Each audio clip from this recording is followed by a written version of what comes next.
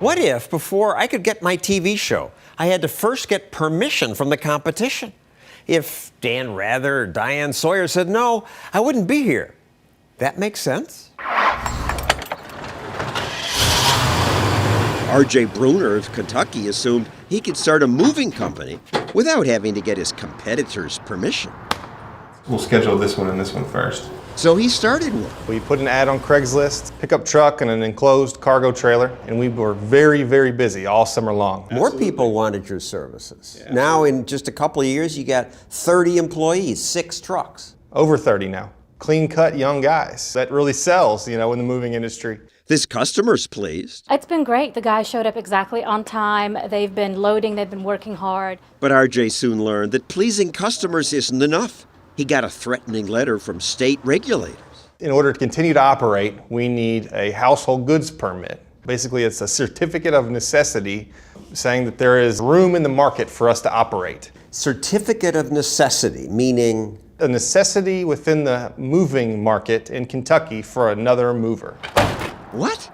A business has to prove it's needed to get a license? You essentially have to get permission from your own competition first. Tim Sandifer's law firm took Bruner's case for free. When Starbucks began, it would have had to have gotten permission from all the other coffee shops? That's right. But if you had to prove then that America needed a new national chain of coffee shops, you couldn't have proven that. No, we don't need that. And yet it turns out America did need a new chain of coffee shops. We know that because they're so successful. Competition sorts this stuff out better. That's right. The consumer is in the driver's seat. But not when the competition has veto power. We're worried about consumer protections. Healthy companies in Kentucky. Ryan Flota is president of the Kentucky Movers Association. He has his own moving business. Kentucky, like half the states, allows existing companies to protest new competition. And over the past 5 years, 19 companies were prevented from entering the moving business because competitors said the existing transportation service is adequate. Competition would diminish their revenues. Affordable Moving, Vincent Fisher, Hall Moving, all these other moving companies say, no, we don't want to allow that.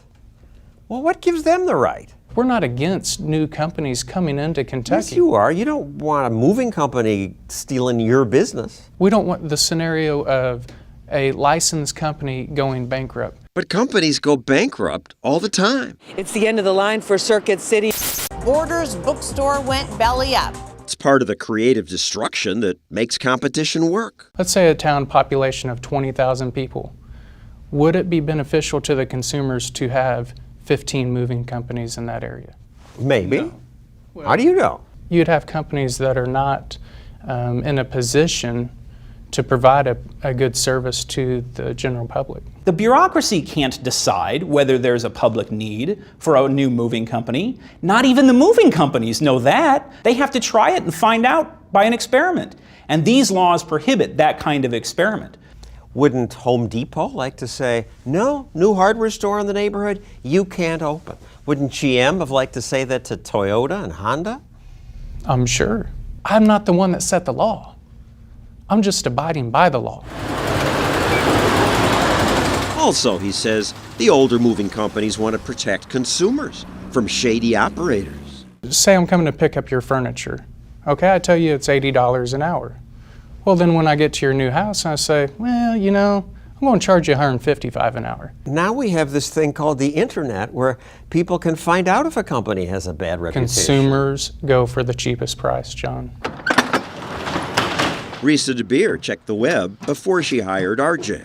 If somebody rated a company poorly, said they didn't take care of their items, that would certainly, ring some alarm bells for me. Had you had complaints from people you'd moved? No complaints. In fact, we are the top-ranked moving company in the state, according to Angie's List.